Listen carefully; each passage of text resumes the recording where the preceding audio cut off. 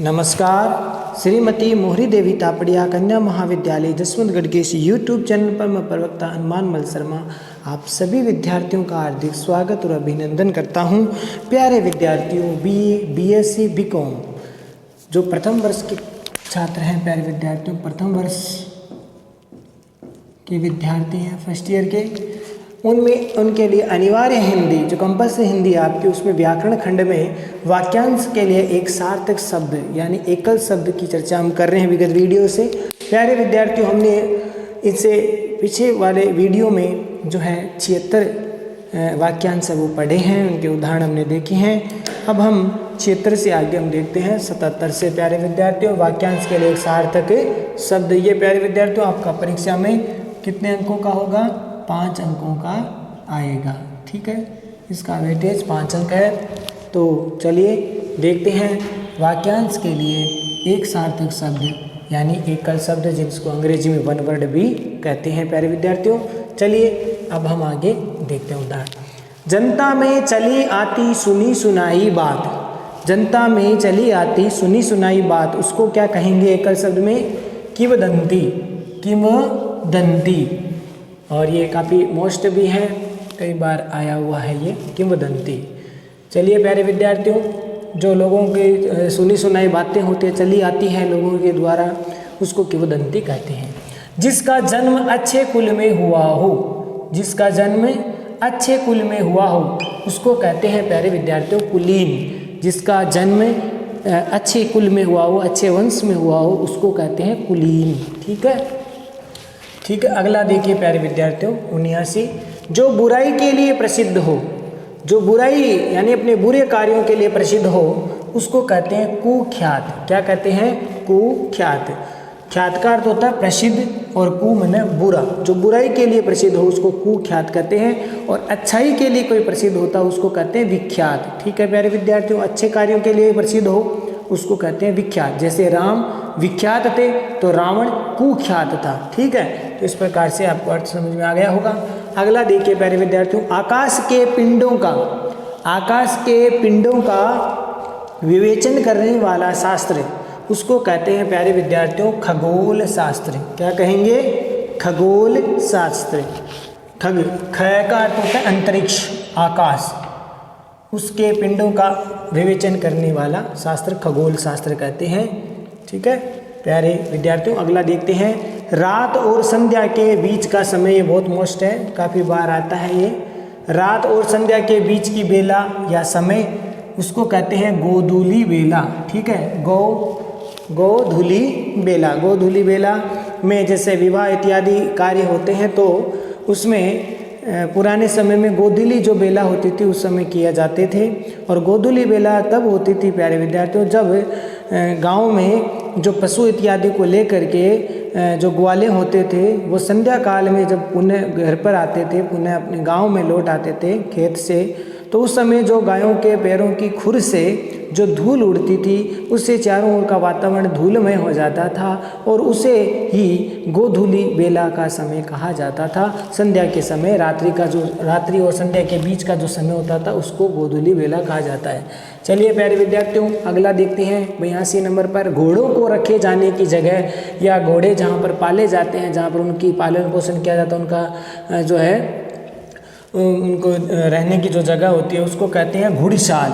घुड़साल या अस्तबल। ठीक है, घुड़साल या अस्तबल, इसको ये भी महत्वपूर्ण है। अगला देखिए गद्य पद्य मिश्रित जो रचना होती है उसको क्या कहा जाता है प्यारे विद्यार्थियों? चंपू।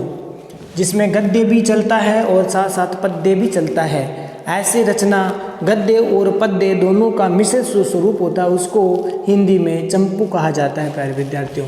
ठीक है, अगला देखिए प्यारे विद्यार्थियों जूते की रगड़ का घाव। जूते, कई बार जूते नए नए जूते पहनते हैं, चमड़े वाले जूते पहनते हैं तो उससे घाव बन जाता है, तो उस घाव को चमरस कहा जाता है। क्या कहा जाता है प्यारे विद्यार्थियों? चमरस। जूते की रगड़ का घाव, उसको चमरस कहा जाता है। ठीक है, अगला देखिए प्यारे विद्यार्थियों जो दूसरों के दोषों को खोजता रहता है, बहुत इंपॉर्टेंट है, ये काफ़ी बार आया हुआ है। जो केवल दूसरों में केवल दोष ही देखता रहता है, दोष उसको खोजना का कार्य होता है केवल, जो दूसरों के दोषों को खोजता रहता है उसको कहते हैं छिद्रान्वेषी। क्या कहते हैं? छिद्रान्वेषी, ठीक है, और दूसरों के दोषों को खोजता रहता है, वो छिद्रान्वेषी कहलाता है। अगला देखिए, जीने की प्रबल इच्छा, ये भी बहुत इंपॉर्टेंट है, ये शुद्ध शब्द में भी पूछा जाता है। जिजीविषा, उसको क्या बोलते हैं? जिजीविषा, ठीक है, जिजीविषा। और इसमें जी पहला छोटी मात्रा, बड़ी मात्रा, अगला छोटी मात्रा और सा, ठीक है, इस प्रकार से ये उसमें पूछा जाता है शब्दार्थ शब्द शुद्धि के अंदर। अगला देखिए, जिसने अपनी इंद्रियों को वश में कर लिया हो, जिसने अपनी इंद्रियों को वश में कर लिया हो उसको कहते हैं जितेंद्रिय। जिसने इंद्रियों को जीत लिया एक तरह से, जितेंद्रिय कहलाता है, ठीक है ना। हनुमान जी के लिए भी इस शब्द में आता है जितेंद्रिय। जिसमें जानने की इच्छा हो, प्यारे विद्यार्थियों, जिसमें जानने की इच्छा हो उसको कहते हैं जिज्ञासु, जिज्ञासु, ठीक है, या इसको शुद्ध हम ज्ञ को जिज्ञासु बोलेंगे, ठीक है, जिज्ञासु, तो जानने की इच्छा। अगला देखिए, अपनी प्रतिष्ठा को, अपनी इज्जत को, अपनी को बचाने के लिए किया गया अग्नि प्रवेश, यानी अग्नि में कूदना। राजस्थान में यहाँ की जो रानियाँ होती थी वो अपने युद्ध क्षेत्र में अपने पति के शहीद होने पर, वीर गति प्राप्त करने पर पीछे से उनकी जो पत्नियां होती थी वो अग्नि में जीवित ही जोहर कर लेती थी, अग्नि में प्रवेश कर लेती थी, उसको कहा जाता है जोहर, ठीक है। चित्तौड़ का जो रानी पद्मिनी का जो जोहर है वो प्रसिद्ध है। और तो ये प्रतिष्ठा को बचाने के लिए किया गया अग्नि प्रवेश जोहर कहलाता है, प्यारे विद्यार्थियों। अगला देखिए, जो किसी का पक्ष न ले, जो किसी का भी पक्ष न ले उसको कहते हैं तटस्थ या फिर निष्पक्ष, तटस्थ या निष्पक्ष कहलाता है। अगला देखिए प्यारे विद्यार्थियों, पति पत्नी की जोड़ी उसको कहते हैं दंपति। तो ये शब्द शुद्धि में भी आता है, ती हमेशा बड़ा होता है, ध्यान रखना, दंपति में ती बड़ा होता है। अगला देखिए, वह व्यक्ति जिसे गोद लिया जावे या वह पुत्र जिसे गोद लिया जावे उसको कहते हैं दत्तक, ठीक है, दत्तक पुत्र कहा जाता है, दत्तक, ठीक है। अगला देखिए प्यारे विद्यार्थी, ये भी इम्पोर्टेंट है, जंगल में लगने वाली आग, जंगल में लगने वाली या फैलने वाली आग होती है उसको कहते हैं दावाग्नि या फिर दावानल। ये भी काफ़ी बार पूछा जाता है प्यारे विद्यार्थी, बहुत इंपॉर्टेंट है। जंगल में आग लग जाती है पेड़ों के आपस में घर्षण से, तो उसको कहते हैं दावाग्नि या दावानल, ठीक है प्यारे विद्यार्थियों। और पेट में लगने वाली आग को क्या कहा जाता है? जठराग्नि। और समुद्र में आग लग जाती है उसको कहते हैं बड़वाग्नि या बड़वानल, ठीक है प्यारे विद्यार्थियों। अगला देखिए, जिसका आचरण अच्छा न हो, जिसका आचरण अच्छा न हो उसको कहते हैं दुराचारी। जिसका आचरण, जिस व्यक्ति का आचरण अच्छा नहीं उसको कहा जाता है दुराचारी। अगला देखिए, दूर की बात को सोचने वाला, दूर की बात को सोचने वाला उसको कहते हैं दूरदर्शी, दूरदर्शी व्यक्ति है, दूर की बात सोचने वाला। अगला देखिए, जो देश से द्रोह करे, प्यारे विद्यार्थियों, जो देश से द्रोह करे उसको कहते हैं देशद्रोही, देशद्रोही। जयचंद देशद्रोही व्यक्ति था, इस तरह से। अगला देखिए, किसी के पास रखी हुई दूसरे की वस्तु, किसी के पास दूसरे की जो रखी हुई दूसरे की वस्तु होती है उसको क्या कहा जाता है? धरोहर या थाती, या उसको अमानत हम कह सकते हैं। धरोहर, धरोहर, थाती। किसी के पास रखी हुई दूसरे की वस्तु क्या कहलाती है? धरोहर या थाती या अमानत। जिसका ईश्वर में विश्वास न हो, जो ईश्वर में विश्वास नहीं करता उसको कहते हैं नास्तिक, ठीक है प्यारे विद्यार्थियों, ये इंपॉर्टेंट है और ये आता भी होगा आपको। अगला देखिए, जिससे किसी प्रकार की हानि न हो, जिससे किसी भी प्रकार की हानि न हो उसको कहा जाता है निरापद। जैसे कई बार औषधियों के बारे में कहा जाता है बड़ी बिल्कुल ये निरापद औषधि है, इसका कोई भी अंग्रेजी में बोले तो साइड इफेक्ट नहीं है, कोई भी बुरा प्रभाव नहीं होता इसका। निरापद का मतलब जिससे किसी भी प्रकार की कोई हानि न हो उसको निरापद कहते हैं। अगला देखिए प्यारे विद्यार्थियों, जिसके संतान न हो, निसंतान, ये महत्वपूर्ण है, परीक्षा में कई बार आया हुआ है ये। जिसके संतान न हो, निह विसर्ग संतान होता है, ठीक है, या फिर निस संतान भी लिख सकते हैं इसको, निस संतान। अगला देखिए, नीचे लिखा हुआ या नीचे लिखा हुआ ऐसे उसको बोलते हैं निम्नलिखित। प्रश्नों में उत्तर में हम लिखते हैं निम्नलिखित, और अधोलिखित, उसको अधोलिखित भी कह सकते हैं, निम्नलिखित भी कह सकते हैं। अगला देखिए 102 पर, जिसकी कोई इच्छा न हो, जिसकी कोई भी इच्छा न हो उसको कहते हैं नी विसर्ग स्पृह, निस्पृह, निस्पृह, निस्पृह शब्द है जिसकी कोई इच्छा नहीं होती हो। स्पृह का अर्थ होता है इच्छा। अगला देखिए, जिसको देश से निकाल दिया गया हो उसको कहते हैं निर्वासित। जिसको देश से निकाल दिया जाता है उसको कहा जाता है प्यारे विद्यार्थियों निर्वासित। ठीक है, समझ में आ गया होगा, ये भी इम्पोर्टेंट है। अगला देखते हैं, जो बिल्कुल पढ़ा लिखा न हो यानी निरक्षर, अनपढ़ हो निरक्षर है।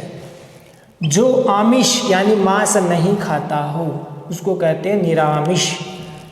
जो मांस नहीं खाता हो उसे क्या कहते हैं निरामिष, और जो खाता है उसको कहते हैं सामिष। ठीक है प्यारे विद्यार्थियों, अगला देखिए, मध्य रात्रि का समय, मध्य रात्रि मिडनाइट जिसको अंग्रेजी में बोलते हैं, मध्य रात्रि का समय उसको बोलते हैं निशीथ, निशीथ बोलते हैं। शाम का जो समय होता है उसको प्रदोष कहा जाता है। ठीक है, ऐसे मध्य रात्रि का समय निशीथ कहलाता है, और सुबह का उदय होने से पहले उसे उषा कहा जाता है, उषा काल। अगला देखिए, रात्रि में विचरण करने वाला, रात्रि में जो विचरण करता है ये राक्षस के लिए भी आता है, पक्षियों के लिए भी आता है, तो उसको कहते हैं निशाचर। निशाचर रात्रि में, निशा माने रात्रि, रात्रि में जो चर माने चलने वाला, विचरण करने वाला, तो ये शब्द निशाचर शब्द पक्षियों के लिए भी आता है, उल्लू इत्यादि जो चमगादड़ है उनके लिए भी निशाचर शब्द है, और ये राक्षसों के लिए भी निशाचर शब्द का कार्य नाम है जो आता है उसका पर्यायवाची होता है। दूसरों का भला करने वाला, परोपकारी, दूसरों का जो भला करता है उसको क्या कहते हैं प्यारे विद्यार्थियों परोपकारी। अगला देखिए 109 पर, देश देशांतर घूमने वाला, जो देश देश में घूमता है, देश देशांतर तक घूमने का कार्य करता है, अधिक घूमता है, उसको क्या बोलते हैं हम पर्यटक। क्या बोलते हैं पर्यटक प्यारे विद्यार्थियों। अगला देखिए 110 पर, जो आँख के सामने हो, जो आँख के सामने हो उसको कहते हैं प्रत्यक्ष। ठीक है ना, प्रति और अक्ष माने आँख के सामने, अक्ष का अर्थ होता है आँख, तो जो आँख के सामने उसको प्रत्यक्ष बोलते हैं ना। प्रत्यक्षम किम प्रमाणम, है ना, प्रत्यक्ष को प्रमाण की आवश्यकता नहीं होती, ऐसे बोला जाता है। अगला देखिए, जो व्यक्ति तत्काल किसी समस्या का हल सोच सके, ऐसी बुद्धि वाला हो, ऐसी बुद्धि जिसके पास, जिस व्यक्ति के पास तत्काल किसी समस्या का हल सोच सकने वाली बुद्धि हो उसको कहते हैं प्रत्युत्पन्नमति। प्रत्युत्पन्नमति ये बहुत इंपॉर्टेंट है, प्रत्युत्पन्नमति। ठीक है ना, इसको अगर हम इसको टुकड़े करेंगे तो इसको प्रति उत्पन्न और मति इस तरह से हो जाएगा। प्रति उपसर्ग है, उत्पन्न मति, शीघ्रता से, मति का अर्थ होता है बुद्धि, जो तुरंत ही किसी का उपाय, कोई भी किसी भी समस्या का हल सोच ले, ऐसी बुद्धि, प्रत्युत्पन्न मति। अगला देखिए प्यारे विद्यार्थियों, पति द्वारा त्यागी या छोड़ी गई स्त्री, पति के द्वारा त्याग की गई स्त्री, छोड़ी गई स्त्री उसको कहते हैं परित्यक्ता। इसको इस प्रकार से भी लिखा जा सकता है परित्यक्ता। ठीक है, परित्यक्ता। अगला देखिए, जो सदैव दूसरों के मुंह को ही ताकता रहता है, जो सदैव दूसरों के मुंह को देखता रहता है, ताकता रहता है, जैसा वो बताए वैसा वो करे ऐसा, तो उसको कहते हैं परमुखापेक्षी। परमुखापेक्षी क्या बोलते हैं उसको, परमुखापेक्षी प्यारे विद्यार्थियों, इंपॉर्टेंट है। अगला देखिए, उपकार के बदले किया हुआ उपकार, ये भी इंपॉर्टेंट है। उपकार के बदले किया गया उपकार उसको कहा जाता है प्यारे विद्यार्थियों प्रत्युपकार। ठीक है, प्रत्युपकार, क्षमा करना थोड़ा सा बोलने में त्रुटि हुई है, फिर से देखिए, उपकार के बदले किया गया उपकार प्रत्युपकार। ठीक है, प्रति और उपकार से बना है ये, प्रति और उपकार, और उप भी उपसर्ग लगा करके हो सकता है इसका, प्रति उप और कार। अगला देखिए, विदेश में रहने वाला प्रवासी, विदेश में रहने वाला हो उसको क्या कहा जाता है प्रवासी। अगला देखिए, पदार्थ का वह सबसे छोटा भाग जो खंडित न हो, जिसको टुकड़े नहीं किया जा सकते। एक ऐसा पदार्थ की एक ऐसी अवस्था भी आती है जिसके बाद उसके टुकड़े नहीं किए जाते हैं, उसको कहते हैं परमाणु। परम है अणु, परमाणु, परम और अणु से मिलके परमाणु बनता है, जिसके टुकड़े फिर करना संभव नहीं हो। अगला देखिए, किसी परिश्रम के बदले मिलने वाली राशि, किसी परिश्रम के बदले मिलने वाली राशि उसको कहते हैं पारिश्रमिक। क्या कहा जाता है पारिश्रमिक। परिश्रम के बदले, परिश्रम और इक से बना है ये, परिश्रम और इक से पारिश्रमिक शब्द बनता है। हाथ से लिखी पुस्तक या कोई ग्रंथ हो उसको क्या कहते हैं? पांडुलिपि। प्यारे विद्यार्थियों इंपॉर्टेंट है ये। हाथ से लिखी गई पुस्तक या ग्रंथ हो उसको पांडुलिपि या हस्तलिखित ग्रंथ कहा जाता है, हस्तलिखित या पांडुलिपि। अगला देखिए 119 पर, प्राचीन इतिहास का ज्ञाता, जो प्राचीन इतिहास का जानकार हो, ज्ञाता हो, उसको कहते हैं पुरातत्ववेत्ता। क्या कहा जाता है? पुरातत्ववेत्ता। प्यारे विद्यार्थियों पुरातत्ववेत्ता, जो प्राचीन इतिहास का जानकार हो, ज्ञाता हो। अगला अंतिम देखिए 120 पर, दोपहर से पहले का समय, दोपहर से पहले का समय कहा जाता है पूर्वाहन। क्या कहा जाता है? पूर्वाहन। ठीक है। और दोपहर के बाद का समय होता है वो होता है अपराहन। ठीक है। अपराहन, पूर्वाहन, मध्याहन। दोपहर के बीच का समय, दोपहर का जो समय होता है उसको कहते हैं मध्याहन, और दोपहर से पहले का समय पूर्वाहन, और दोपहर के बाद का समय अपराहन। ठीक है प्यारे विद्यार्थियों, तो ये थे 120 तक हमने वाक्यांशों को पढ़ लिए हैं। अभी कुछ उदाहरण और भी बचे हैं, तो मैं उनको उदाहरणों को भी आपको लिखाऊंगा। ये बहुत महत्वपूर्ण उदाहरण है और ये आपके आगे तक काम आने वाली चीज़ें हैं। सब व्याकरण में जो भी चीज़ें आजकल कंपटीशन एग्ज़ामों में ये सब चीज़ें आती ही रहती है, इसीलिए इसको बीए के लिए, बीएससी के लिए ही तैयार नहीं करना है। आगे कंपटीशन एग्ज़ामों में भी ये चीज़ व्याकरण में आती रहती है, तो इस हिसाब से भी तैयारी करनी है और अपनी परीक्षा के लिए भी तैयारी करनी है। तो आशा करता हूँ अब तक का जो ये वाक्यांश के जो उदाहरण आपको समझ में आ गए होंगे।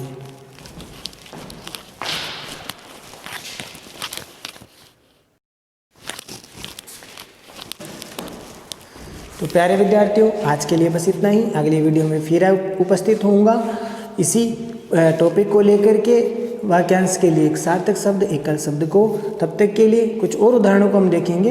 तब तक के लिए इन अब तक जो भी पढ़ाया है इन उदाहरणों को ठीक से आप लिखेंगे, समझेंगे, नोट्स बनाएंगे और इनको याद भी करेंगे। चैनल को लाइक, शेयर और सब्सक्राइब करना ना भूलें। जय भारत, जय हिंदी। धन्यवाद विद्यार्थियों।